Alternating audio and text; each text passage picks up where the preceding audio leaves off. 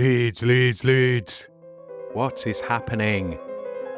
Welcome to Working Hours, an oral history podcast about a place called Leeds, a time called now, and an activity called work. Working Hours wants to record 1,000 loiners over the course of this, the most important decade in the history of the human species, and ask them about what they do all day and hear how they feel about it. My name is Simon, and this is all my fault. My mission here is to try to map out what my city, Leeds, a city that has declared a climate emergency, did during humanity's biggest emergency. On Working Hours, we hear how loiners have, are, and will be coping with our multiple and expanding crises during their day-to-day working hours. Can we turn things around? We'll find out. To tell this story, I need loiners like you, dear listener. I need people in Leeds or people from Leeds to come on this podcast and just tell me what they do all day and let me record how this affects us. Thank you for listening. What did you want to be when you grew up? Well, I wanted to be an architect, but I never, and that was because my uncle was an architect and he'd been all over the world, lived in Cyprus, lived in Beirut once, and then ended up in Barbados. And I thought, oh, that's good. I quite enjoy technical drawing. I quite enjoy art, but I was rubbish at physics. I was absolutely, the sciences just, I couldn't work them out. So I ended up failing my physics O-level, as it was at the time. So I ended up not following that career. And also at 16, I was fed up with school. So I couldn't really contemplate doing A-levels, although I would have done if I hadn't got a job. And then another 7 years on top of that at university and doing the training. So actually it was a pipe dream more than anything. But, so what did you go into then? So you just found a job straight away? Was that like in the 1970s, careers advice at school was like, have a look through that directory of different types of jobs and see what you fancy. And I didn't fancy any of them really. And so careers advice at home from my parents was very much, well, if you don't like school, do your O-levels. During the summer holidays, try and find a job. If you don't get a job, go back to school and do your A-levels. And that was the plan, really. And then, well, what type of job? So I applied for all sorts of things. But again, in them days, working for the local council or a bank would have been, almost a career for life. I know things have changed now, but so that's where I looked mainly. And I got offered a job at Wakefield Council. And I also got offered a job I don't know how I ended up going for this, but I also got offered a job as a junior in an advertising agency. But the pay was better at the council. It was probably more secure. And so I chose the council job. I sometimes look back and go, I wonder what I'd have been like if I'd have taken the other job, because I am quite creative, or I think I'm quite creative. And maybe, that would have been a good way to go. But I went for the money and the security. I mean, you could have, at that point where you're making that practical decision, you could equally practically have gone, well, okay, it's a junior role now, but my potential to advance and to earn more could be better. I would imagine that it would be easier to rise through the ranks there than it would through the public sector, which you do rise through the ranks, but it's sort of a gradual process, isn't it? It is. And so I joined Wakefield Council in September 1975. And I was one of 9 that joined. And at that time, you didn't have a specific job. So you were allowed to pick 4 different departments and spend, I think it was 3 months or maybe 2 months in each of them. and if there was a job vacancy and they liked you and you liked that, then basically it was your job to take as a clerical job. And of course, bear in mind what I said about, liking the fact that I like to do technical drawing and things like that. My first port of call was the architects department. So some poor people in Whitwood in Castleford ended up with a new kitchen designed by me in their council house. So if anybody's there, at Whitwood roundabout, I'm sorry. But once again, 1975, we were going through austerity, and the department didn't have funds to add another member of staff in a technical role, because I could have taken the path of really trying to do the physics and going on the architectural technician route. That didn't work. But so then I moved to the planning department and then I moved to the public works department. You can see a sort of a trend here. And every time there was a job, the HR people would ring me up and say, "There's this job here. Are you interested?" "No, it's just a clerical job. I want something a bit more technical." And I think they got a bit fed up with me, because in the end they rang me and said, "We've got you a technical job." "What is it?" "Trainee in the cemeteries and crematoria department." And that's a bit more technical, because you've got to look at all the legal side of it. You've got to plan when a burial's going to be and where it's going to be, the crematorium and stuff like that. So I accepted that. So I worked in the cemeteries and crematoria department of Wakefield Council for 5 years. I did some work at the crematorium. I ran some of the cemeteries, so I had to tell the grave diggers which grave to dig and things like that. So, but I never advanced, so I was applying for other jobs in other departments to move up the ranks. And I don't know whether it was me or whether it was the role that I had that was putting people off. So I ended up applying for a role in the HR team in the department I was in the environmental health department. And the person that interviewed me was obviously switched on, because he said, "You don't really want this job, do you?" I said, "No, what I want to do is I want to use it as a stepping stone to move up, because I'm not getting anywhere where I am." And he said, "You're a bright lad. You ought to look at something like accountancy or something like that." And I'd never thought about that.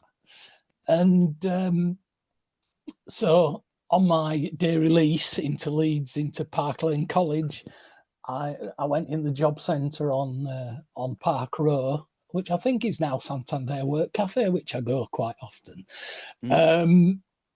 And there was at that time there were little cards pinned up. So there was one for a finance trainee. And I thought, oh, that sounds like accountancy, in my naivety. And it was for a company called Lombard North Central, who were part of NatWest Bank, and they were actually a finance company. And long story short, I ended up there for 15 years. After the training bit, moving into sales and working with business owners to finance their printing presses and their vehicles and whatever else. The biggest thing I did was a barrel wash for a company that had got a contract with the NCB, National Coal Board, at Bentley Colliery. And just effectively, just as the final nut and bolt went together, the government decided to close Bentley Colliery. But the contract was good enough for them to get compensated, and they could pay off the loan. So that was all right. But, yeah. So anyway, yeah. So I'm going to go just briefly onto that change. So, I mean, you'd been within the council for a few years, I guess, at that point? Yeah, 5 years. Yeah. So, I mean, moving into the private sector, how much of a shock was that? And did you find that you were able to bring any skills from the public sector into that? Or was it all just what you'd learned wasn't really relevant and you had to learn everything afresh? I think the learning points were process. So again, it was a business that worked under the Consumer Credit Act, 1974. And so it was about making sure that you checked documents. You know, what would happen is a car dealer would sell a car. One of the reps would bring a document in. It would have to be checked to make sure it was legal. It would have to have a check written and things like that to be sent back to the dealer to pay for it. So there's, you know, it was, and timing. So it was process and timing, and we were, you know, we're all very much about that in terms of making sure that we were cremating, sounds awful, doesn't it? But cremating the right person at the right time in the right place. Yeah. I mean, that's better than the alternative. You say it sounds awful, but that's what you want. You want the right thing happening. That's right. That's right. Yeah. So there was that, but it was different. You know, there was more, I guess, more opportunities.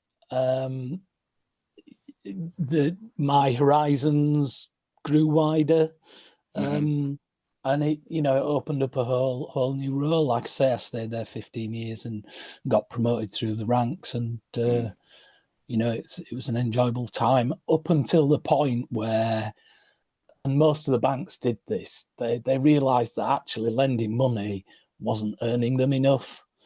So it was about what else can we add on. So it was, you must sell key man insurance, you must sell CPI, those sort of things, and we all know how that's ended up. And I didn't get on with that, so I looked for an exit. I actually moved to another finance company, Lloyd's Bowmaker, part of Lloyd's Bank, but if I'm honest, I never really left Lombard. So, because, you know, I'd worked there so long, and there wasn't a great turnover in staff. So working in the same area with quite a few of the same clients who moved with me, which was very nice. And, you know, that was quite good. But I never really settled. And then I saw an advert that in 1999 that said, "Can you recognise a company that's in trouble?" And I thought, recognise them? I've lent to a lot of them.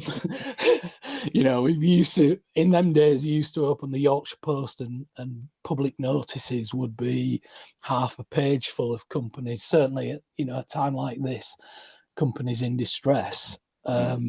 It would be, you know, you'd almost open the paper with one eye closed, hoping that one of your clients wasn't going into liquidation, so you'd have to go repossess things. So that was Coopers and Lybrand at the time, which was just about to merge with PwC. So that was their insolvency team, who were looking for some people to build relationships with other complementary service providers, so that if that business got involved with a client that was having problems, they would introduce them to us and we would try and help them or restructure them. But help them to close down in an orderly fashion. Yeah, so I worked there for 3 years. It was an interesting time, and I ended up doing some of the actual insolvency work. So, you know, again, process, legalities. And then I moved to Grant Thornton and did a similar sort of role, but trying to do a wider role and encourage a one practice culture, so that, you know, if you're an audit manager and you're talking to your client and they say we want to do X, Y, and Z, then there might be opportunities to bring in the tax team to do some planning. And, you know, there's the people that, in my view, the people that get on within a large accountancy practice are the people who go out, build their own relationships, and bring in some work for the team. And, you know, there's quite a diverse mix of people in those large teams, some of whom are happy just to sit back and do what they're given, what they're fed, and others that go, for me to get on, I need to be showing that I'm adding value to to the practice. And that's relevant all the way down the food chain, if you like, I guess. I think that's a very interesting point within finance, because you do see, because obviously there's the sexy end of finance of huge pay and, money and contracts and so on, huge bonuses, all of that kind of stuff. And then you, like you say, there's the sort of just steady, like you could sit in a banking job. There are plenty of banking jobs where you can just kind of sit there, do what you need to do, and you will sort of, you'll go slow and steady, but you'll go, and you don't have to, as long as you're doing your work, they can't really say anything. So you can kind of coast to a bit. It's an unusual sector, I guess, in that way, that it's like, because if you did that in another sector, you just kind of stay put. Do you know what I mean? Yeah. So you can go sort of all out and it can be really competitive, but it also can be quite easy. And there's lots of in between in that. So you can be really kind of technical. So you can get lots of really technically specific experts that find a niche and get paid. And it's all these weird, because they're all kind of conceptual jobs, aren't they? Because they're all about technicality of regulations and fees and contracts. And so it's like having all of this specialist knowledge about something that's important, but isn't like a physical thing that's happening necessarily, but allows the physical things to happen. It's a strange industry. You're listening to Series 5, Episode 39, and to my guest, Alan Thompson. This is another Zoom interview recorded on the 6th of November, 2024. Hello, listener. Alan Thompson is the founder and managing director of Business Dad Ltd and is often recognised from the back of his head, which is usually found in a photograph of an event where he can often be found hovering around the food and drink table. Alan was a business advisor under the EU-funded Adventure programme from 2018 to 2023, working with new start to 3-year-old businesses, offering advice, mentoring, and being the one to hold them to account. When the EU funding finished, he set up Business Dad Ltd to continue working with small business owners on their daily challenges. In a career spanning 50 years, he's worked in asset finance for 2 major banks, business recovery for 2 large accountancy practices, run his own retail, e-commerce and consultancy businesses, and he brings all of that lived experience to the table in order to help his clients succeed. Right. Let's do this. Episode 149 of Working Hours with Alan Thompson. So let's jump into what you're doing now, and then we'll kind of come back to bringing it all together. So you've done the fast, you've worked in the public sector, you've worked in the private sector. Let's jump up to now. What is it that you're doing now? Well, I've got my own business now called Business Dad. And that is a business advisory business. So as an owner of a small business, it's lonely, isn't it? Sometimes, who do you talk to other than people who are emotionally connected with it? So friends, family, partners. So that's what I offer. I offer that safe space, if you like, to talk about what the frustrations are within your business and try to help you overcome the issues that are relevant now. So I often put it to people, if I'm meeting them for the first time in a networking setting, I'll say, it's that thing that when you were driving here this morning and the radio was on and a song came on that you weren't particularly interested in, what was the thing that drifted into the front and center of your mind about your business that's causing you some concern at the moment? And I want to talk about that and help you to build some strategies to get over that. So keep knocking the dominoes down that pop up in front of you, if you like. Sometimes I'm a bit more crude than that, and I say it's about the thing, not the thing that stops you going to sleep on a night, but stops you going back to sleep when you get up for a pee at 4 o'clock in the morning. and that resonates with quite a few people as well. So, and you know, yes, we should be planning long term, but sometimes in small businesses, that's not possible because you've got too many things happening now. Yeah. You know, and if we don't get past this, we're not going to be able to see the future. Yeah. Going back to systems and processes and structures, like a lot of the time, I mean, if you think about a structure within a business, it's practice and people, like it's not a physical thing that's happening. If you're a small business, it's difficult to build structures because they can't repeat practices and behaviors and stuff. And if they aren't happening enough in what you're doing, you're going to neglect it because there's no reason for that activity to take place. So, you know, things come up and it might be a problem that you've hit before and then you have to do it again, but now it's different. And maybe if you had structures in place that were doing that because you were doing it all the time, you deal with it better. So it's that, there's a constant sort of, and you need to bring in people occasionally. Like even if you're a one person organization, you can't be one person all the time. You know, you will need other people to come in and sort of help because you can't, nobody can do everything, you know. Yeah. I sometimes use the analogy of the YMCA video by Village People, because there's 6 guys there all wearing different uniforms. But as a business owner, at some point, you've got to wear all those uniforms. And you might feel comfortable in 1 or 2 of them. And you might be getting more comfortable in the firefighting one because that's what you're doing all the time.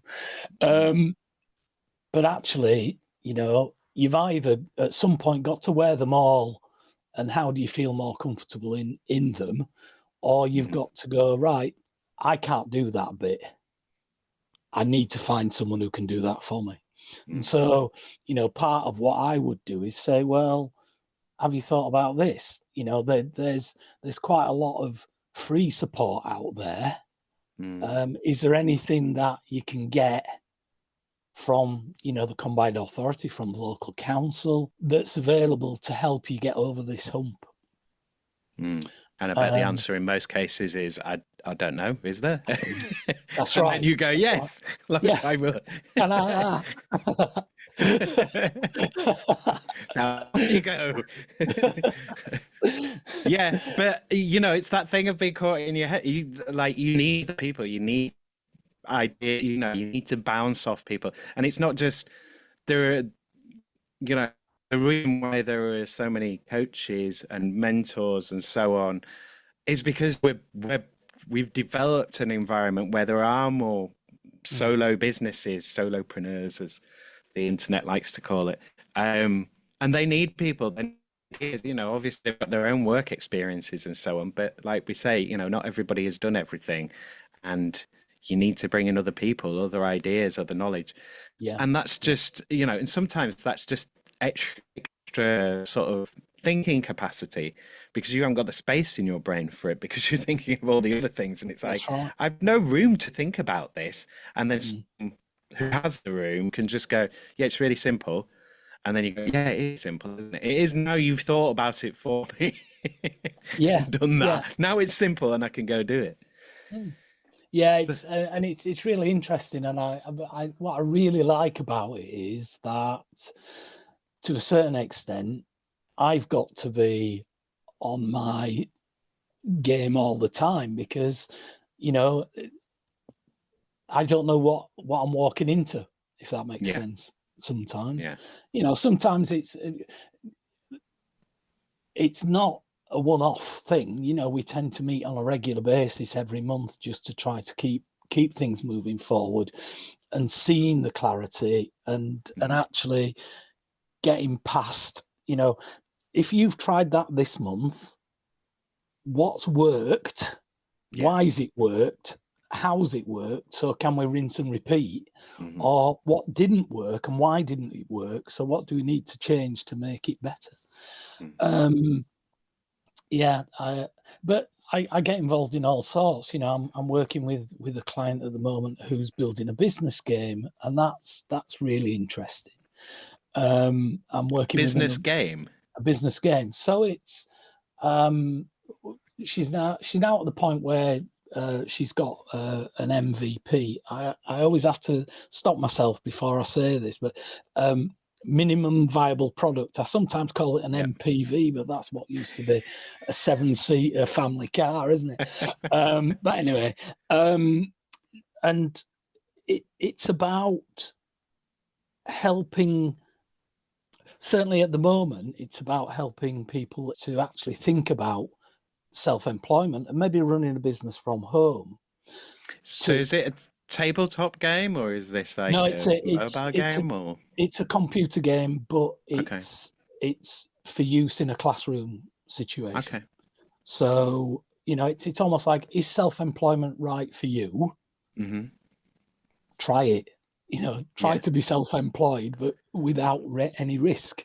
And that's what this business game does. It allows you to see some of the situations that you might get yourself into and what decisions do you need to make. And then you see the consequences of that. There's a whole massive area in this at the moment, especially where war games have come massively back, and then loads of scenario planning stuff. And there is apparently there's a huge shortage of people to make games, that know what they're doing and can balance them well and stuff. So that's that's fascinating. Especially, I assume they're in Leeds. Are they Leeds based? Yes. Yeah. Yeah. So again, we've got another Leeds history game, sort of Waddington's connections. That's right. It's another Leeds thing. I that remember sounds really interesting. Just going back and off at a tangent. When I was at primary school in Rothwell, just south of Leeds, Waddington's had 2 sites. They had one in Hunslet, which is where First Direct are now, and they also had one out at Ousselwell Green, which is just the other side of the M62 to Rothwell. And I wrote to them. We were doing a project at school, and I wrote to them to say, can we come and see how a jigsaw's made? And got a response. So our class went for a tour around the factory there, and all came away with a jigsaw that had been made in front of us, which was really nice. That's just an aside. But and then later, when I was at Lombard, we used to work with Waddington's. So, so it all came around full circle almost. I remember driving, being really young, being in the car and driving past the building. At this point it was well out of use, but it still had the name on it, and going, because obviously I was familiar with Monopoly and Cluedo and so on. But that was a surprise to me that we had any connection to that when I was little.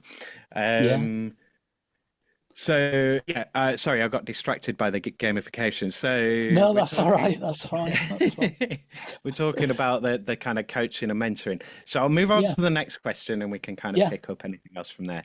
So how did you get into it? How do you go from being in the finance world to going, right, I'm going to go into a kind of independent consultancy and help people? Because I guess I suppose you either go I'm going for really high profile clients to do a specific thing, or I'm going to help small businesses. So you kind of picking your market there. What made you go choose this one? Well, I've got to go back a bit, Simon. So after I left Grant Thornton, I ended up buying a model shop, selling model railway, and I bear in mind I'd worked in the insolvency profession, and there's 4 things I'd probably suggest you don't do. One is to start a business that's your hobby. I know a lot of people do, but I did that. It'll kill it for you. Yeah, don't start a business with your friend. It'll kill it. It'll kill the friendship.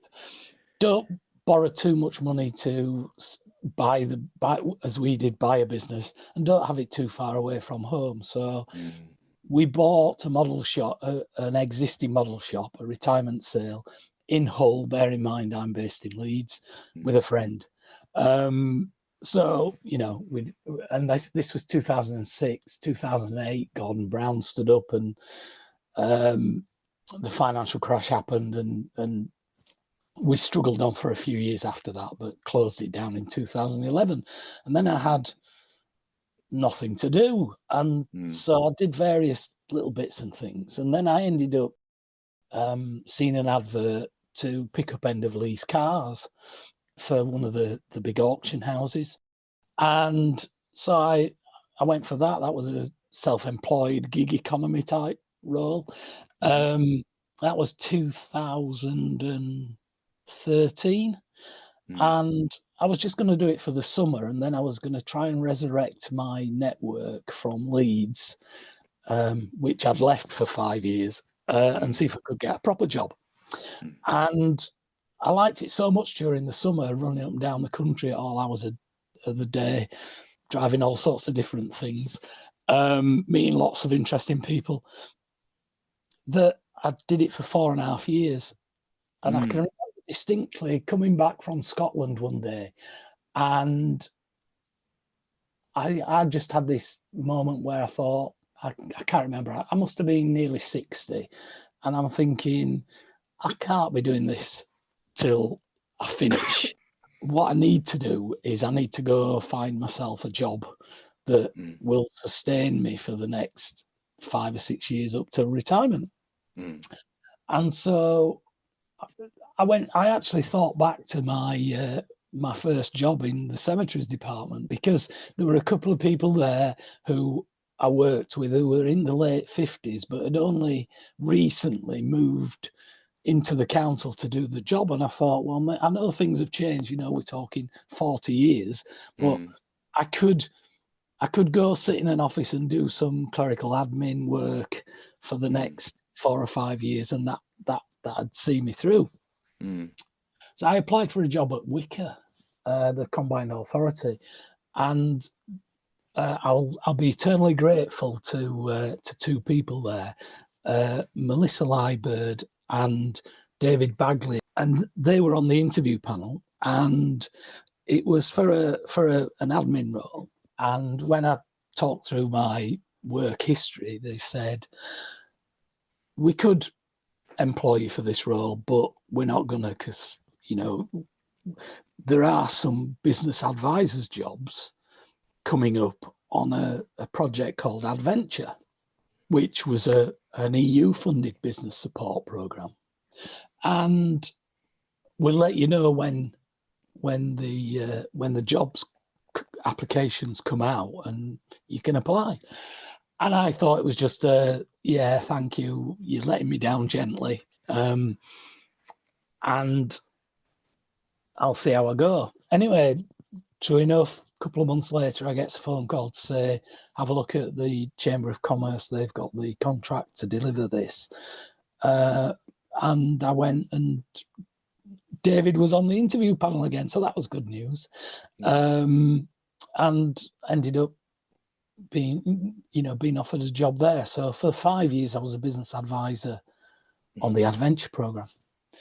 The name Business Dad came about by the fact that Sam and Matt down at Made-by.studio were clients of mine under Adventure, and they got interviewed by Leeds List, and they said, we got assigned to Alan as our business advisor. He used to come every month and hold us to account. He used to keep us moving forward, help us to grow.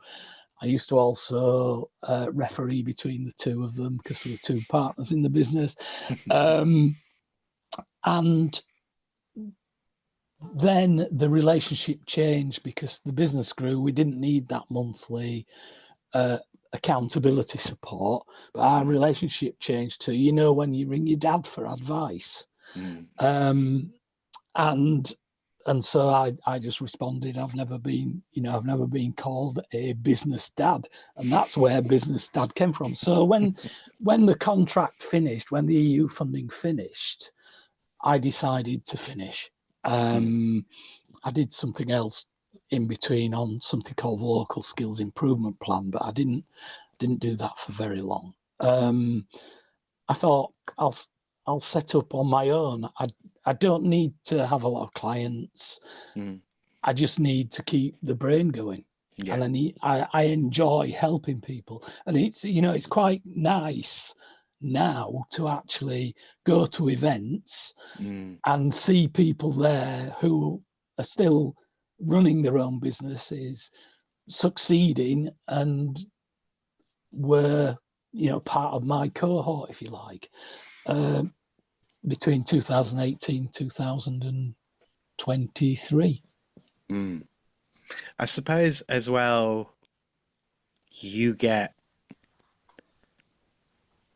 and I'm thinking of the networking side of that, because obviously you've got these businesses that you've, you know, in many cases you've helped to shepherd to a point yourself, and then you can introduce them to new businesses that might be able to help each other, or yeah, and it's a kind of virtuous sort of conveyor belt of bring someone up, get someone else, show them, and and my role is easy, really, because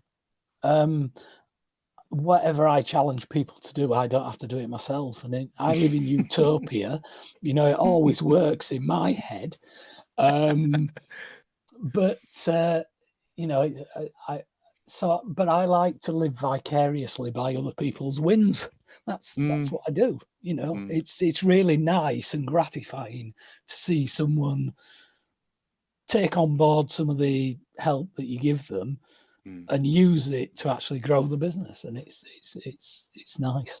I mean, the other thing there obviously is experience and knowledge and so on.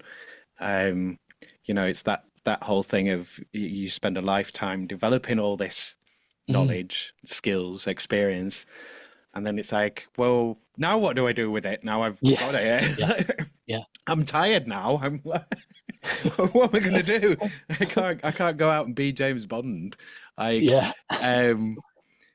you can tell people, I've seen that before, and this is what happened when I saw that. Might go different here, but you know, could be the same. Or try this. This worked really well for me. This always works in this situation. These things help. Have you heard about this? All of those kind of things. And just I've been there.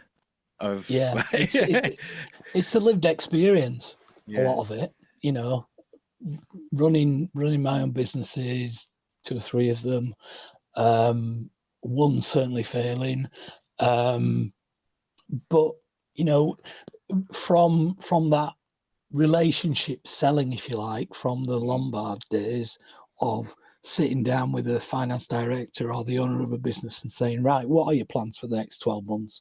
What are you likely to buy? Let's set you up a credit limit now so that you know that you can fund that.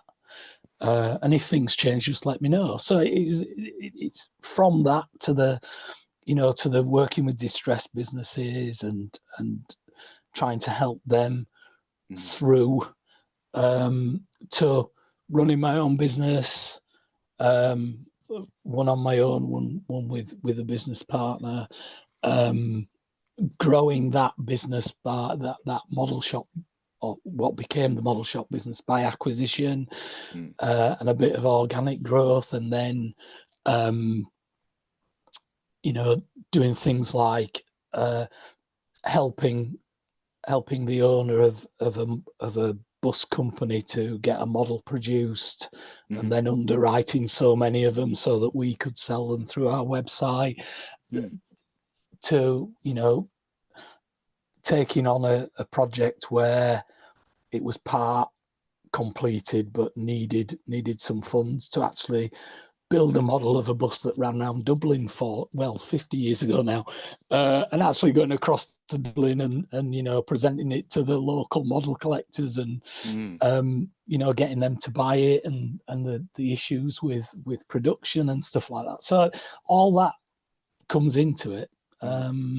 You know, I said I left school at 16, but I did a degree when I was in my 30s. So, you know, business studies degree. So, you know, you've got the academic as well as the lived experience, if you like, which is quite nice. Yeah, and I think, you know, there's this kind of, if any kids are listening, don't go straight to university. Because like, what's the point of putting yourself in all that debt? And quite often it's kind of a finishing school. Like I did my degree as a mature student. I think it's better. I think it's better to go into something. Either you're doing something that's more relevant to your career and what you're already doing, or you pursue something that you're actually interested in and you can be properly interested in it, Mm. like, really sort of get the full value of the degree. So yeah, like, don't go straight to uni. Yeah, and the other thing to say is don't fall in with the wrong crowd, because I got a 2-1. I'd have definitely got a first if I hadn't have fallen in with the wrong people. Well, that's much harder now. Students, they don't drink anymore, so I'm going to start us off with COVID. Here, I want you to think back of going into lockdown and how your work changed at that point. Like, if it was, I'm fielding all these phone calls, I'm working every second, and then, you either lock down, it drops off, or you're doing that for ages. So Yeah. whether it was working loads, working not at all, or not really a change, and then coming out the other side of the lockdowns, had it changed the way that you worked, or had it made any major changes to you, or was it back to normal, I guess? Yeah. So yeah. I'm not a great one for working from home, so I get distracted easily. I can say that now because it doesn't matter if my boss is listening. My boss is listening because I'm my boss. But I remember distinctly, I had a meeting with 2 guys who ran a business that was putting EV chargers on people's houses and commercially. And they'd got started and were working. And I had this meeting, and in the Leeds office of the Chamber of Commerce, there was this really small meeting room, and there were 3 of us in this meeting room, and that was about as big as it got. And it was quite a long meeting. We went through quite a lot of stuff, and that was the first time I'd met them. And then the day after, we were told we might be going into lockdown. This is how I remember it anyway. And I didn't feel too well. And it was very much about, if you don't feel well, stay at home, blah, blah, blah. And I made the stupid mistake of ringing my boss and saying, I'm not going to come in first thing because I don't feel right well. I feel like I've got a bit of a temperature and a scratchy throat and stuff. Right, you can't come in for a week. and so I was sat at home then. I didn't have my computer with me. I couldn't do anything. So I had a week off. But as soon as I could, I started going back in the office. And because of what we did in terms of supporting businesses, and we very quickly found that I think to me the situation was, right, we're going into lockdown. Everybody's going, what the hell does that mean? How are we going to cope with that? What, and there was sort of this. Everybody sit at home. How is that going to work? Yeah, there was sort of this rigor mortis setting, if you like, of people who didn't know what to do, and that lasted for a short while. And then people were going, well, there's still work to be done. Let's see what we can do. But actually, and I can only really talk for the 0 to 3 year old businesses that we used to deal with. We need to be working from home, but we've not got any kit, and certainly if we've got some kit, our staff haven't, and some of them did have staff. And so it was about, how do we help them to pivot? I think that's a word we haven't used for a while, isn't it? Pivot. Yeah. And very quickly, we put together a fund which allowed for some grants. So I pivoted from the business advice sort of stuff to actually working with businesses who needed a grant to buy some laptops or get a website set up or whatever it might be, a desk for home or something like that. So some way of making money. That's right. Yeah. Some way of continuing. How do business. I contact to my customers in the market? And Yeah. So it was interesting times. So we were learning. There were about 6 or 7 or 8 of us spread around West Yorkshire. We were learning the grant application process because we had to get more involved than we had been. And so it's quite a steep learning curve for everybody, obviously. But it settled down then, and we got to the point where, we were actually contacting some of our clients saying, how are you? What's happening? What do you need? Do you know there's this grant available? And we, so we were helping that way. And because we were at the Chamber of Commerce, we were able to still go into the office, although we did have to get a letter printed by the chief executive saying we were doing government work, working on behalf of the combined authority, EU, local authorities, to do this stuff. I never got challenged, but yeah, so ended up going more into Bradford than into Leeds, and certainly there was, one of my other colleagues came in regularly, so we used to arrange to be together so that we could help each other through the process that we were learning, and B, it's always good to be able to have those that sounding board to bounce ideas off both ways. So I worked all the way in a quick answer to your question would have been I worked all the way through it, and we were helping businesses to get grants. But why use 10 words when I can use 110? Yeah, I mean, it's a podcast after all, so we've got to content. The more words you can use, the better. Thank you. I think I found my calling. Fill that word count. Were you working sort of at the same level there? Like, I mean, in terms of business, or did you find that, now you're working at home, your hours started to slip? Did you fill up the kind of dead time? Or were you like, I've been doing this for years, I'm really good at shutting off, I work from then till then, I do my job, I do it well, get through people, help people, and then I go and do whatever I want to do? Well, that's an interesting suggestion, because when I'd worked for the accountancy practices, when I'd worked for the finance companies, when I'd worked for myself, it was very much about you do whatever you need to do whenever you need to do it to get the job done. And the moving to adventure, it was certainly a more of a 9 to 5 culture. We might go to an event on an evening or something like that, but generally it will wait till tomorrow. Yeah. And I just got into that when lockdown came. So, but it like I say, being at home, I'd get distracted by my own stuff. I'd drink more coffee, although some people would say you were always in the kitchen anyway. What are you talking about, Thompson? But so going into the office meant that I had a bit more of a regimented routine. And it was busy. We had a lot of enquiries, and it wasn't money that saved businesses per se, in terms of, that's some money that you can use for whatever you want. It was for a specific purpose, but it did save them to a certain extent, because it meant they could continue working, but remotely. Yeah, it's an extra resource and they can,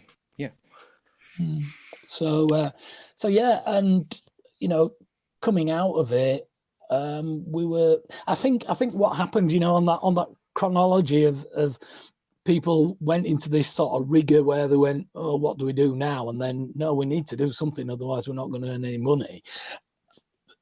And let's see what's out there, and let's get on with it. And then all of a sudden, I think it went. People thought, stuff it. We need to grow this business. We all need to grow our businesses. So let's crack on and get it done. So it sort of evolved, didn't it? The whole period. The only thing that happened to me was lockdown ended. I was back in Leeds. I got my car stolen. I mean, that wasn't something that was on the plan. So, yeah, that's annoying. Was it from outside work? Was it when you'd taken it to? It was the International Pool car park, which now doesn't exist. It's now a building. It is, yeah. Several buildings. Yeah, another wind tunnel. Good for the peregrines. Good. Glad somebody's benefiting. Mr. and Mrs. Peregrine and the children. Yes. Yeah. Okay, so just on the, I guess, coming out of lockdown, I guess is that kind of lining up with you moving into your own business? Where did you take the sort of jump into that?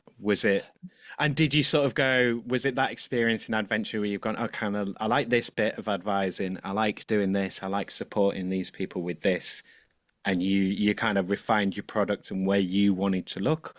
Or are you generally, I'm here to help any client in any area sort of thing? Are you quite specific in your offer? No, a simple answer to that question is no, I'm not specific, and I'll come back to that. So go back. 2018 was when I joined Adventure, and the contract at that time was until the end of 2019, and I'd said, well, I'll be 60 then. I'll finish. And then they extended the contract by 2 years.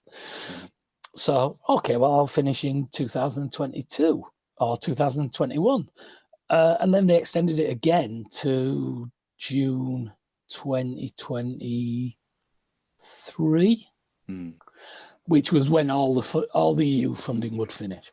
And again, at that point in 2021, 22, I'm thinking, this is going to be my last role. I'll just, fade away and do something else. Do some hobbies. But I'm not a gardener. I describe myself as doing things because I have to, not because I want to. And what I mean by that is, I wouldn't go to the gym. People who see me will know this. I wouldn't go to the gym. And I wouldn't necessarily just go out for a walk. But if my car was in for service and it was a 2-mile walk into town, I'd do that. I'd drop the car off and walk in. But I wouldn't necessarily do it too much by choice. Does that make sense? Yeah. So I'm thinking, what am I going to do? What am I going to do when I finish? And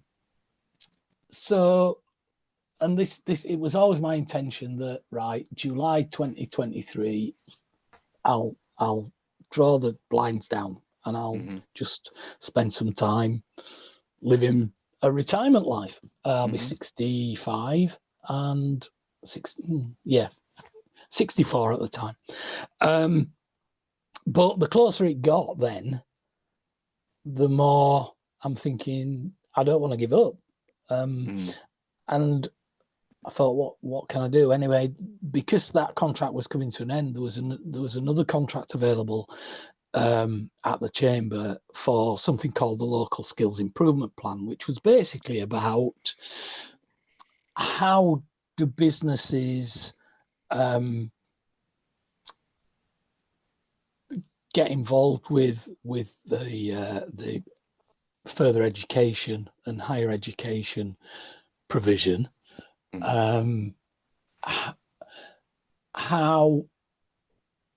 What do businesses actually want from that?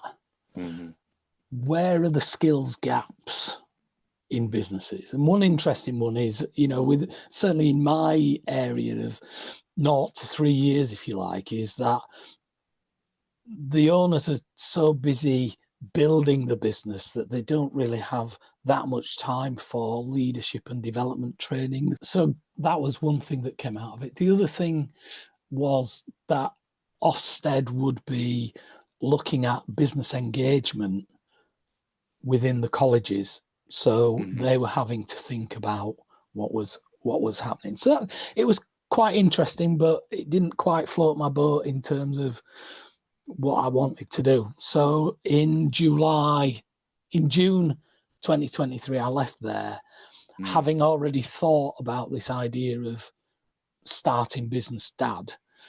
Again, as I said, didn't necessarily need to work, so just a few nice clients who are interesting, who challenge me with what they're doing, and just keep that brain going. So I've got a bit of flexibility now. I tend not to work on a Monday unless I'm in the library. Try not to do too many Fridays, and then Tuesday, Wednesday, Thursday do bits and pieces. And I've got, like I say, there's that client that's doing the business game. There's 2 or 3 others who are doing other things, and certainly 2 of the major ones of the other ones are doing longer term stuff. So I've almost moved away from the here and now. So yeah, it's just interesting. Yeah, and it allows you to get involved with really interesting businesses, like sort of things that might potentially get overlooked if you were just being purely commercially minded. You can kind of go, do you know what? This is interesting, and if you had the right framework in place, you could actually do something with this. Rather than just, I can't see you making any money quickly, so I can't really have you as a client because you're not going to make any money for me. And yes, I charge, but I don't charge a lot compared to some of the business coaches out there. But I enjoy what I do, and that's more important than money to me at the moment. And I do other things, like the adventure program is still running in a new format, delivered through the local councils, and they're doing a really good job. I think they're excellent. I actually do some workshops for them. So tomorrow I'm doing a workshop on managing your growing business to whoever turns up. So we'll see.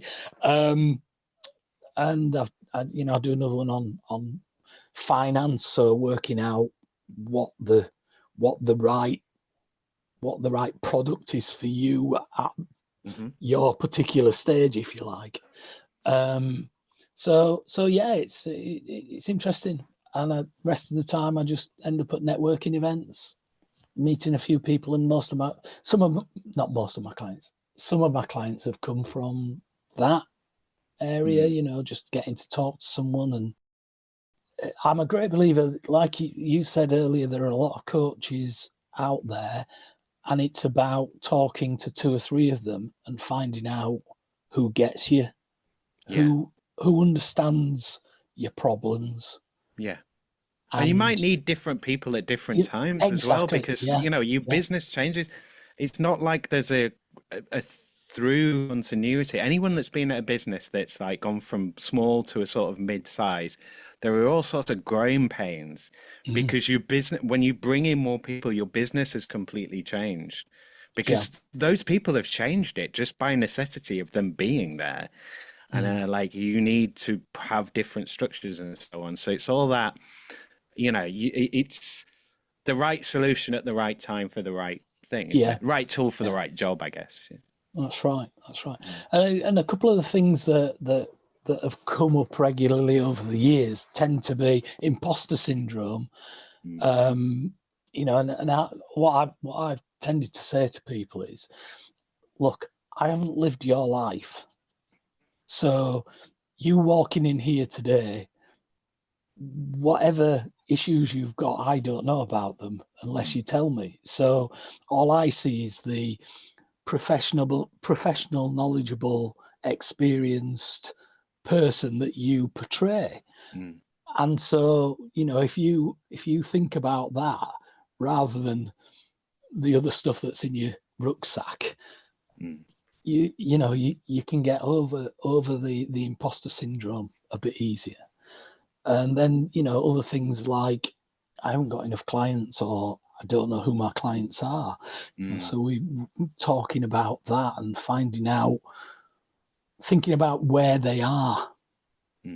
who they are, where they are, where you could possibly meet them, and what you can when you meet them. So, you know, they're just a couple of things that come up regularly, really.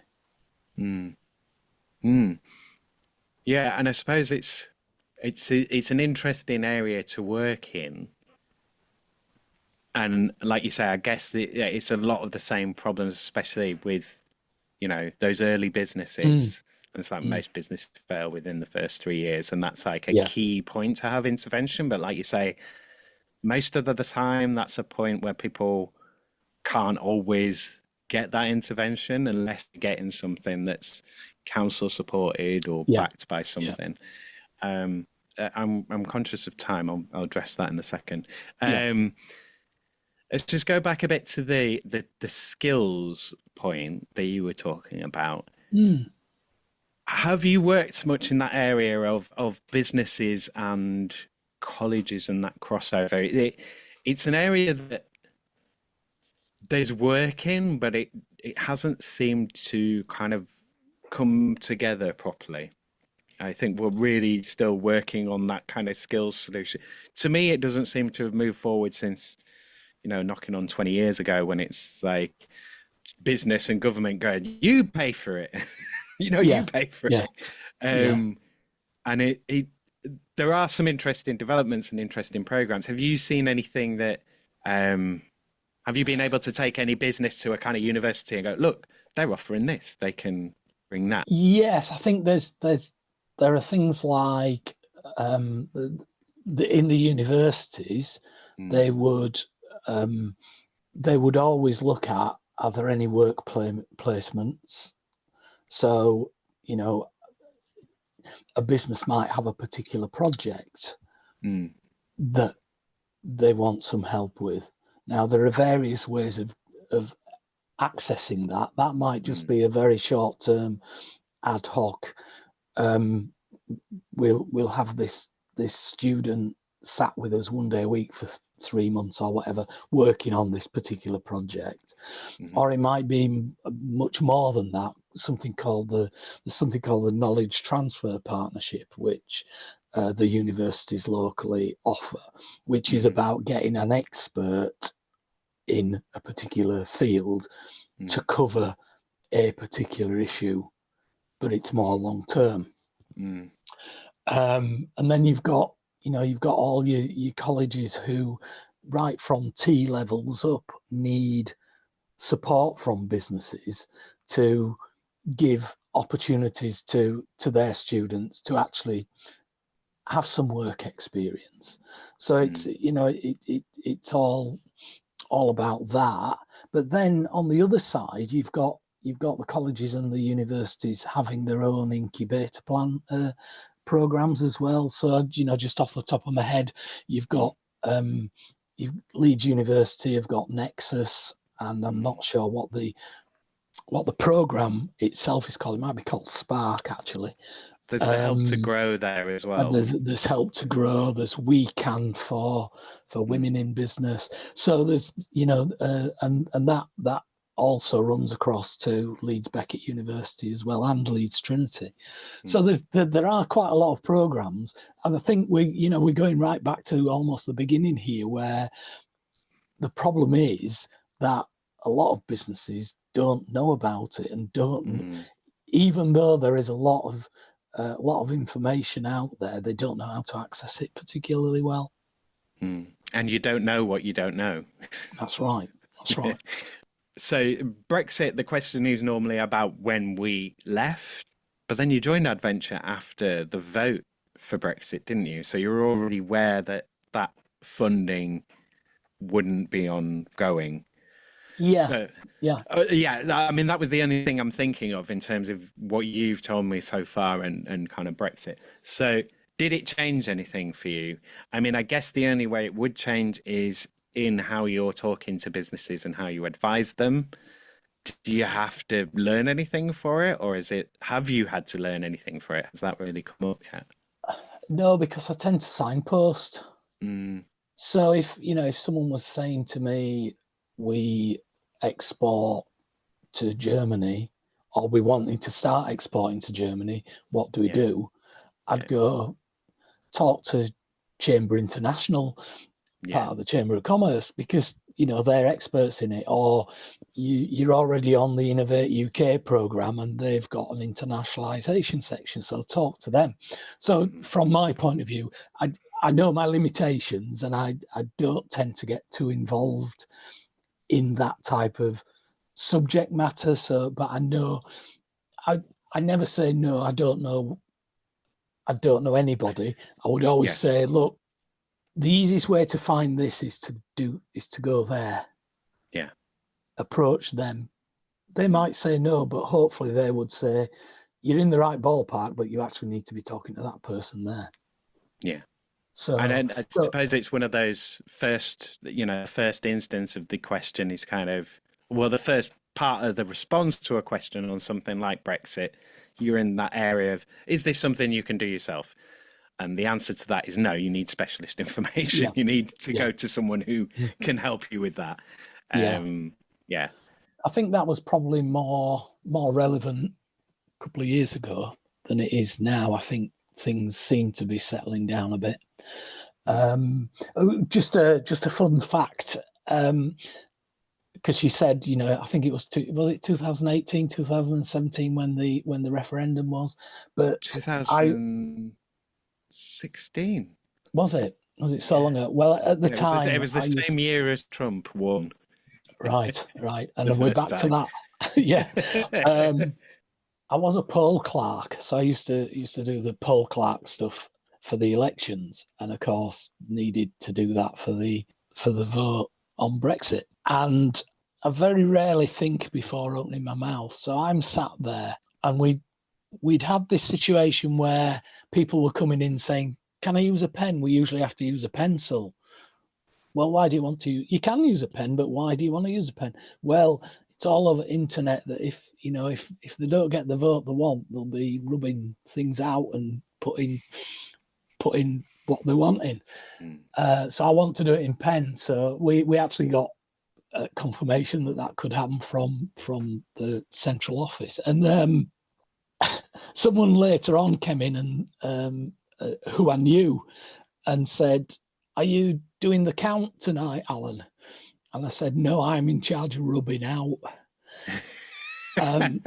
So if there was anyone in there that took offence, then I'd have been out on my ear. But luckily, it went down well. So yeah. Okay, so we'll go on to. Trying to think what the other question. Oh, it's the climate change question. Let's do climate change first, then we'll do social media, because I think there'll be more to say on social media.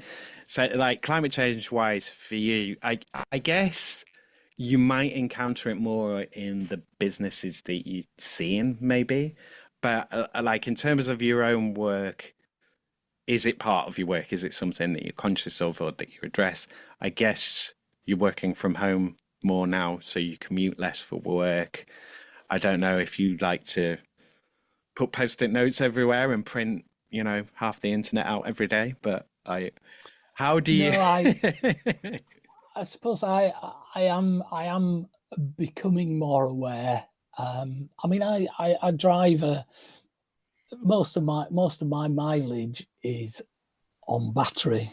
I've got a plug-in hybrid, so I think I've used one tank of petrol in 4,000 miles.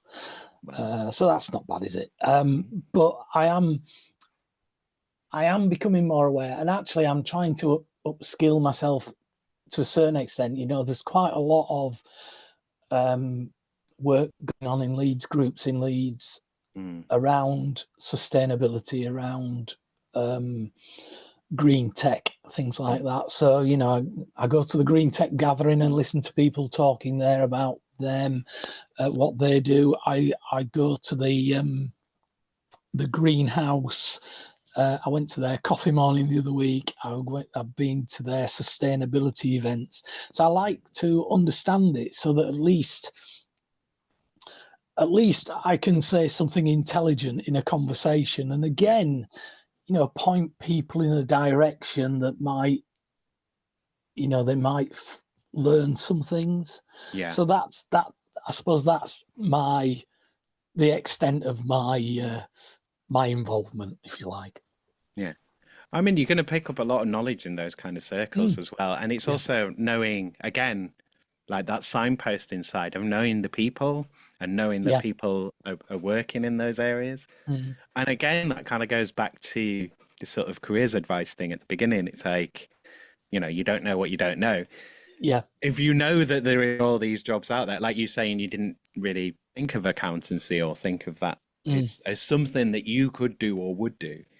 And it's just seeing that variety of people and knowing who's doing what and knowing what kind of things they do. And so speaking about all that kind of thing, so a beautiful segue here into social media. Right. Yeah. So social media, more and more of us have to do it for our work. So what I want to look at, I mean, you can talk around the topic as much as you want, but what I want to look at is how much time you have to spend on it for your work, if you do at all, and what kind of return on investment of that time you feel you get from it. Like, is it you relentlessly posting stuff that you don't really care about to an audience of you don't know, or is it I don't really do that, or you kind of like, this is interesting, some things work and some don't? Like, what's your sort of working attitude to it? Well, again, I can go back quite a while. I can go back to 2005 when I had the largest e-commerce website in the world. Pause for dramatic effect. Selling model buses. So you can imagine it's quite a niche. But yeah, we had the biggest site in the world, most recognizable.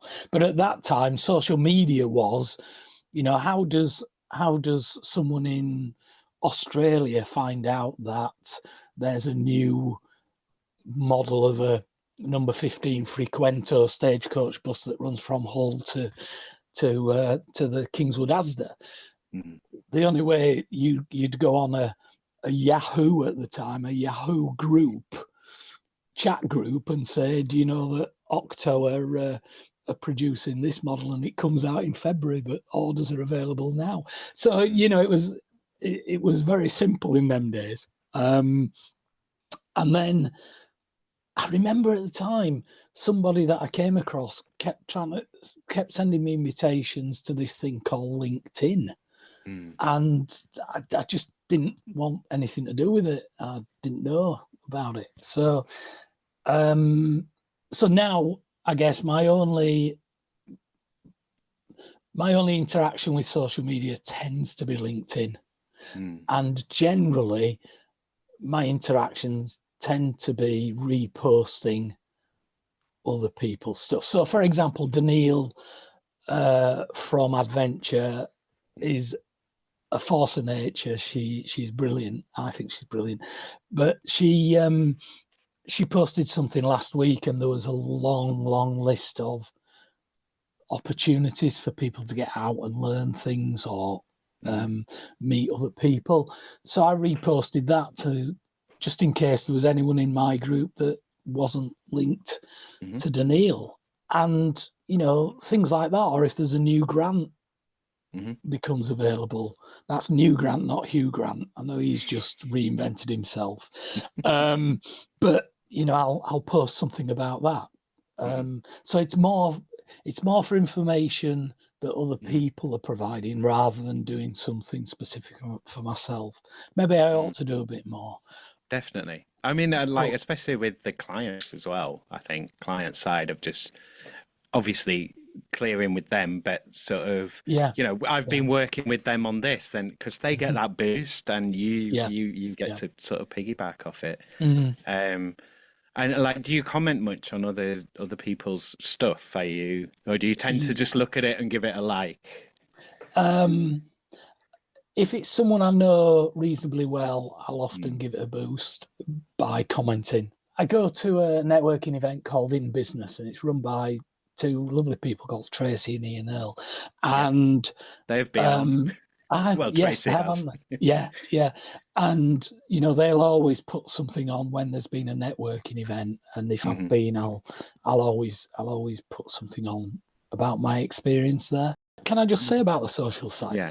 And this is more not about me, but about my clients. What I've always tried to do is to encourage them to think about where they put stuff and what they put, because the first thing everybody does these days tends to be, we do our own due diligence, don't we? So you meet me last week at a networking event, you liked what I said.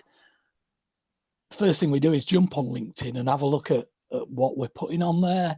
And actually, if as a potential supplier to you, I'm talking your language, I'm picking out some of the pains that you're suffering within your business and expanding on that and sort of giving some sort of solutions, then that just reinforces what you've already found out about me face to face. But it just gives you that extra credibility. So I'm a great believer in that. But again, it's do as I do, not do as I say, not as I do, because I don't tend to do that myself. Yeah. I mean, but you don't have to either. Like, I mean, in terms of market pressure or business pressure, there's not a massive need for you to do it, but you could do it. And I suppose in that sense, I mean, like, you can kind of do a utopian posting sort of thing, if you can be bold. But like, it's that thing of like, what would incentivize you to post? Going back to the thing of like, I do it because I have to do it, and it's those. I think case studies would be really good for you. Of like, we've done so we're working together on this, and we did this, and that's really good. And it's like, or an interesting solution, or those kind of things where it's just like, this is cool. I thought this was useful. It might be useful to somebody else, because people want to know about. Like, if people want to know about you and your offer, your business, they want to know about your process, I guess, and like how you would think about tackling that, and what kind of routes you would go down, and where you would go to for solutions. I probably don't do that enough, and part of that's my imposter syndrome. We all have it, don't we? And I've got a big rucksack. But it's also who you're posting to. Yeah. And I was going to say that in there more and more, because we very much, and especially when you're starting out with, it's very much engagement, and engagement means likes or shares or whatever, or follows. And it's like, the impressions are as important, and it's the people that don't engage, who are the majority of people that do see your stuff, are as important as the people that do engage, because they might be the people who see your stuff 1,000 times, never say anything, then ring you up for to actually buy. And I think that's the difficult thing, because it gets so frustrating, because we're very much coached in that, reward or punishment kind of thing. And if you're not getting the reward, it feels like a punishment, Very much to me, it's like you do a thing online and it's like, where is my biscuit? I want a thing, give me a biscuit. And it doesn't work like that. It's sort of, it's that long game, and maybe something will come out of it in the end. I mean, do you see yourself getting to a position where you're like, actually, I'm really enjoying the posting side and crafting something, and this is valuable in itself? Or is it like just extra work I can't be bothered with? Yeah, I think it's the latter. I think it's the latter, and also, where I am, do I, I'm having this internal dialogue of, 66 next year. Do I wind down then, or do I keep going? And I the answer is I don't know. I enjoy the mental gymnastics of it, but do I go, right? I've done my time now. Hopefully I've helped some people. I'll see you. Yeah. So, so actually starting to add another layer on, i.e. doing loads of posting, just doesn't seem, I guess, I need a plan myself. Does that make sense? So I need a goal. I need an end goal, if you like. And that end goal might be we continue or we finish, we draw a line in the sand at that point. So that's where I am.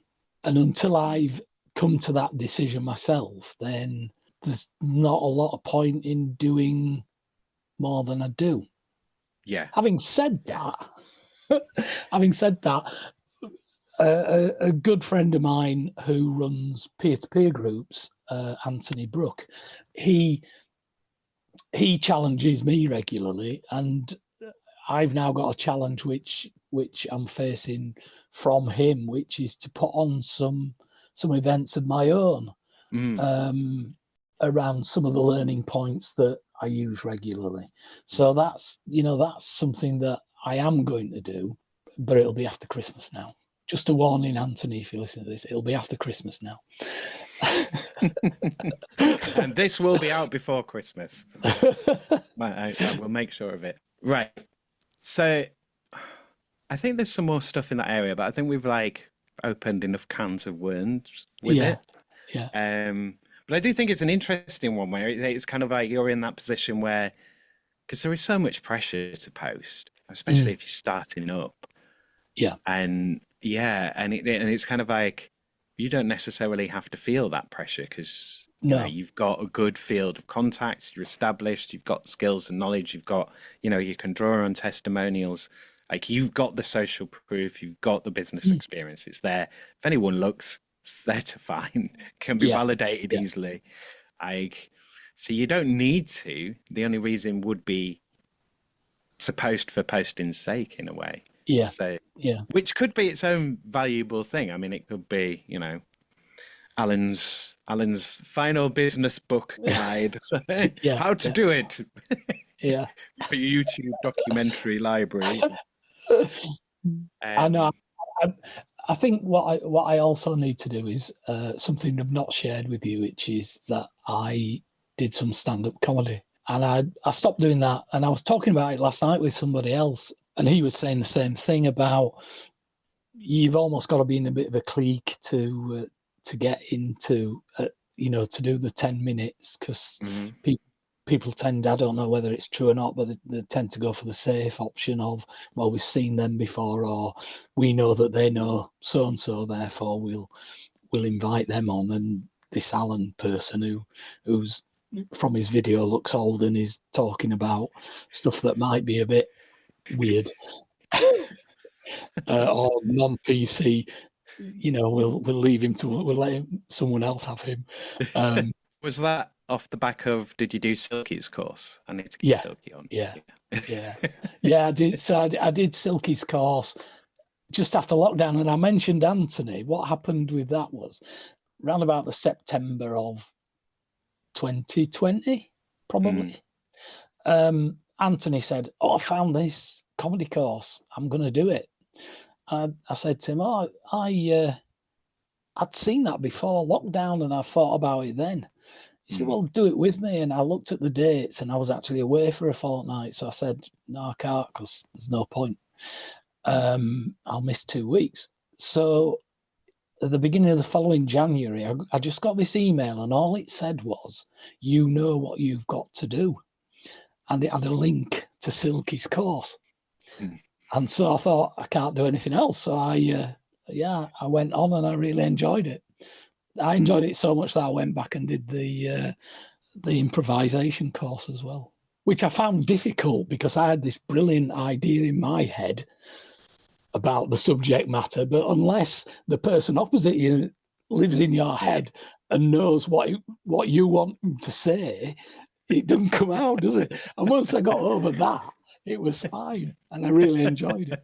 But I think it helps in many ways. It doesn't just help if you want to start doing comedy, but it also helps you to think about your presentation, think about how you deliver stuff. Yeah, and Yeah. it's just It a goes brilliant back idea. to play and to thinking differently. And there is so much, like, I know there's, and you often get this art and business sort of Mhm. conflict because, arts seem very much as kind of woo-woo side, and like, there's nothing to grab onto here. And it's like, yeah, there is. There's human emotions and Mhm. reactions and Yeah, contexts and circumstances and situations. And again, like the gamification thing, game it out, mm. practice it. Like, if you're going to do a big presentation, you don't just rock up and go, I mean, some people will, but you're not going Yeah, to do your best job, are you? It's like, no, prepare, plan mm. it, practice it. Like, even if you just read it out once in front of the mirror or whatever, at least you're giving it that, like, see how it feels, see how you can adapt, see if it's going to go the way you imagine it in your mind. Like, Yeah, because, and straight to your point there of like the improvisation thing of like, in your mind, that's a whole that is not the world. Like, yeah, whatever's in here is going to be completely different when it's out here. If that comes out of your head into the real world, it will not be like it is in yeah. your head, because there is so many more variables there. Having spoken to quite a few people about Silky's courses, there are quite a lot of the creatives that I've come across who've been on at least one of them. Yeah. Yeah. Yeah, it's really popular. I know quite a few people who've done it. Mm. Yeah, and I need to get him on at some point, and probably do the course as well because I'd probably enjoy it. You would. Yeah. You would. So do we want to say anything else on social media before I move on? No, I don't think so. I No, think we've done that yeah, now. we've done that. Yeah. So I'll move into the last two questions. I'll do the UBI question first because I think this might be a bit shorter. Are you familiar with universal basic income? Are you aware of the idea? Is that where the government gives everybody Everyone gets £1,000 a month? Yeah, yeah, like they everyone, tried in Sweden. yeah, Yeah, yeah. yeah. I saw a great post the other week of like, I can't wait for the next pilot of UBI to run for 2 years and then publicize all the brilliant results from it and then not do anything in another Yeah. pilot. So yeah, I mean the idea is universal, everyone gets it, basic, set amount, Mm. income, so you can kind of plan. And I want to talk about it because people don't really talk about it enough, and I want to talk about it more. And I want to hear more interesting objections as well, because generally the objection, people do the dismiss it out of hand, nobody will work. I haven't had anyone say that they wouldn't work yet. But yeah, universal basic income for you, would it change anything?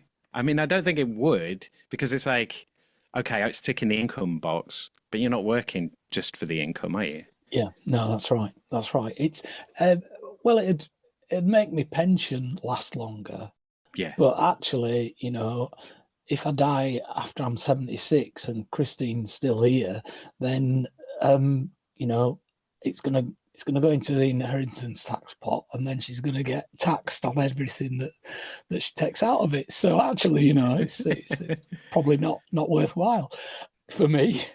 I Yeah, don't know, sometimes but getting that bit of extra money makes you way poorer yeah, yeah. because of the way that the system works. Oh, I've less money now. Great. And there are other things that you might think about, like the current tax level is 12,570, isn't it? You don't start paying tax allowance. That's the word I was looking for. So if you got £1,000 a month, you're almost there. So actually, earning a small amount would put you in the taxpayers bracket. So do they then have to increase the whole tax Threshold. allowance thresholds all the way through? Yeah. So and having worked or tried to work all my life to get myself to this position now, why should everybody just get X amount per month? The question becomes, where does it come from? How is that however many millions of pounds per month, how many billions of pounds per year?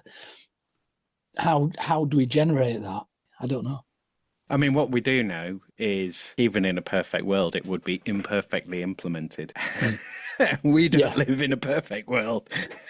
How has it worked in places like Sweden? Well, normally it's like there'll be a foundation or something that's kind of providing the money, or they'll get some government pot. I mean, there's always money for war. If you want money for something, you can get it. Like you can make it. So it's always just a question of priorities, as far as I'm concerned. And the amount that you could save in terms of, I mean, getting rid of the WP for a start. I just get rid of that. It's horrendous at this point. So get rid of that. Get rid of like loads of other stuff, and then you come into questions of like I think it gets more difficult with further benefits. Like the people talk about paying for it with, like either windfall taxes or various other things. But again, that's only for so long. And then maybe you want, well, again, maybe you only want to run it for so long. Maybe you say, like, we're going to run this for a generation and then it ends. I mean, like, that's something that we need to get into our politics of like life cycles of stuff. Yeah. This sort of thing of like, oh, we've put a thing into a world and now it's here forever. And if it wears out or whatever, we've got to keep reproducing it. Why? Like, it came in for a specific reason at a specific time. Do we still need it? Yeah, maybe we don't. I think that that might be true of certain points in our history when it would have been a good way of kickstarting things. So after the financial crash, instead of bailing out Lloyd's and NatWest, if the government had used that money and given every person in the UK £5,000, but it had to be spent. Then, or a proportion of it had to be spent, then that would feed back into the economy in terms of growth, wouldn't it? Because people were buying things. After lockdown, after COVID, could there be a way of, again, generating growth by giving this money but putting certain rules around it? Well, yeah, or even something as simple as like when you bailed out all the banks, maybe put a couple of conditions in instead of just going, here. Oh, and we'll take all the debt onto our books so no one can have anything anymore. And and then we're here. I mean, I think it's, so I'm still in the realm of, I think in terms of debt, there needs to be some kind of jubilee unless we come up with some clever bubble to kick the can down the road again. So this question that I'm doing last is the change question. So again, this can be difficult when you run your own business because you largely can change whatever you want. But I mean, you can think about it in any way that you want. So you can be fantastic. So it could be, your change could be, every business that I'm involved with becomes a multi-million-pound scale, like within so many years. Like, you can be fantastical if you want, or you can be very pragmatic about it. But yeah, if you could change any three things about your work, what would you change? One would be people take personal responsibility and do what they say they're going to do when they say they're going to do it. And I use the example of, I volunteer at the Leeds Central Library once a month. People book half-hour sessions through the librarians to come and talk about their new business or their existing business, and I try and help them. But sometimes people have booked sessions and they don't turn up, and they don't send a note saying why they're not turning up. They just ignore it. And you think, if you're wanting to run your own business or are running your own business and you're doing this to your clients, you're not going to be in business very long. So it shouldn't be selective. It should be a way of life. It should be the fact that I've said I'm going to be there, unless I'm dying or we've got a family emergency or something like that, then I'm going to be there. Yeah. I was always brought up that to be on time for something, you're late. You should always be 10 minutes before. And that doesn't seem to work. And it's not just now, you know, it used to happen with Adventure. You'd book a client meeting and they wouldn't turn up, and you think, why? I did a workshop for Adventure a few weeks ago, and you know, there were something like 6 people booked on, but some of them didn't turn up, and it's annoying, because certainly in the, you know, when you're volunteering your time, I could be doing something else. I could actually be trying to earn some money. Yeah, I would agree with you massively. Yeah. What else would I change? I would probably, just going back to the social media stuff, I'd probably change by stopping myself looking at social media on a weekend, on an evening, social media for work, you know, LinkedIn particularly, or emails for work, and responding to them in the evening, which I still do, even though I know I've got loads of time and it's usually not time critical. So that's probably the second thing I'd do. And the third thing I'd change is, if I did finish, is go on more holidays. Well, there's only so many you can do. I mean, Nick, then it starts to become like work. Yeah, true. Like, we got all the documents. Oh, we've got to make this time. Everything's a schedule. Yeah. I can't remember the last time I flew anywhere, but I used to really love airports for the pent up, highly charged emotion that's just hanging about in the air from all the people there that are probably like me and being a bit nervous at flying. Or excited, or both. Or excited, yeah. But it's just a great atmosphere for someone who likes watching people. Yeah, probably that was a bit of a flippant one. I ought to think of something a bit more. The book that this podcast is based on, an American journalist called Studs Terkel wrote this book called Working. And one of the interviews in there, he interviews an air hostess. This is like 60s, 70s. It was published. And her job was, like, as the air hostess, she was trained, she had to be weighed every day. She wasn't allowed to sort of go so much over whatever, strict makeup and stuff. And they taught them how to light cigarettes for gentlemen, and like how it should be done and all of this kind of stuff. And you're just like, wow. So yeah, so that's all my questions. So this is the point where I throw it over to you. So first of all, I'm going to ask you, where can people find you? I'm guessing LinkedIn, because we've talked about LinkedIn. Yeah, I'm on LinkedIn, Alan Thompson, Business Dad. I'm on there. I've got a website which is business-dad.co.uk, or see me at various networking events, or look out for the back of my head, because a lot of people can recognize me from the back of my head. Apparently. Okay, well, what we should do, when you send me the headshot, send me a shot of the back of your head, and I'll use that for the art. Well, we went to Santander recently, in Spain, and obviously the actual place. Yeah. And there's a Santander work cafe there, like there is in Leeds, and I use the one in Leeds quite a lot. So I got Christine, my wife, to take a photograph of me, stood outside pointing at the sign, but she took it from the back so people would recognize me. And I've not yet put that on LinkedIn, but I need to do it. You do now. Well, if you haven't done it by the time this goes live, then you have to do it then. Yeah. Okay, is there anything else you want to chat about, talk about, promote, say, anything you want to revisit at all? I know this kind of puts you on the spot, and your initial sort of reaction is to go, no, I've been talking for ages now.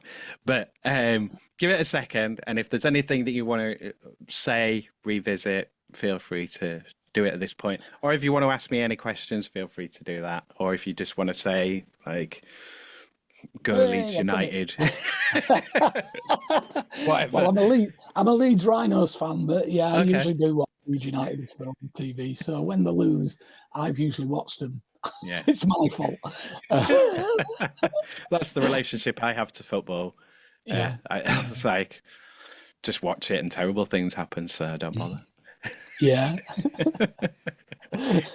Yeah, I'm more of a Leeds Rhinos fan, so I've been going since I was about 7 years old, and through the bad times and the bad times. and the good times. Although I fell out with them at the beginning of the good times, or just before the good times started, and so missed the start of the golden generation by a couple of years. But, that's just me. Thank you again to Alan for being my guest. Thanks, as always, to all my guests. And thanks to you, Leeds, for being my subject. You can find Alan at business-dad.co.uk. If you'd like to contact me about working hours or any of my guests or their interviews or what the hell I'm on about at any particular moment or anything at all working hours related, even about being a guest, yes, you can do that if you're a lawyer. Then you can email me about the show at workinghourspod@western-studios.com. If you would like to buy Working Hours episodes outside of the main project, either as gift episodes for yourself or for others, you can do that, and you don't need to be based in Leeds for that. If you've been a guest already and you want to buy additional clips or content from your Working Hours episode or interview, then I'm obviously happy to let you do that. If you want to license Working Hours for anything, or if you really want some Working Hours merch, let me know. If you're an individual, a business or an organisation based in West Yorkshire and you would like to sponsor or advertise on Working Hours, get in touch. It will be ridiculously cheap. If you want to contribute financially to Working Hours, you can make a donation of any amount or buy a membership subscription to support regularly. There's plenty of ways to do that, but the easiest way is via Ko-fi. That's ko-fi.com/working hours. If you would like to make a version of Working Hours for yourself about your own city, then also get in touch to discuss that and how we might boost each other's projects. If you are a business, an individual or an organisation that is ready to take that next step and make your own podcast or audio content for your own audiences, then you can do that and support Working Hours by buying podcast services from me at Western Studios Leeds Limited. I've made podcasts for businesses, organisations and individuals, as well as the over 140 episodes of Working Hours, and I can give your show as much hands-on or hands-off support as you need. I can only take on so many shows though, so speak to me sooner rather than later about your show needs if you would like to work with me. To make your West Yorkshire podcast, email makemypodcast at western-studios.com. Website and social links for Western Studios Leeds are in the credits. Commissions from outside of West Yorkshire will be considered, but it will cost a little more, just a smidge. Okay, that's me. Remember, listener, no matter what you do, it's impossible for you to understand anything that your salary depends on you not understanding. So work for peace and plan with kindness. Raise your voice and reduce your impact. Be big with your space and big with your dreams. Cheers, ears. Take care out there. And be kind to each other, Leeds. Working Hours is produced, recorded, edited and published by Simon Treen for Western Studios Leeds Limited. The music was The Bees from Chopin's Etudes, which is in the public domain and was taken from museopen.org. Go to western-studios.com and use the contact page on the site to drop me a message about either Working Hours or about your own Leeds podcast project. Keep up to date with Working Hours and find out about the other great Leeds podcasts that Western Studios is involved with by following Western Studios Leeds on Facebook at facebook.com/western_studios_Leeds and on LinkedIn, linkedin.com/company/western-studios. Western Studios Leeds is available to loiners to help them realise their own podcast projects for only £30 for an hour of audio podcast work or £40 for an hour of video podcast work.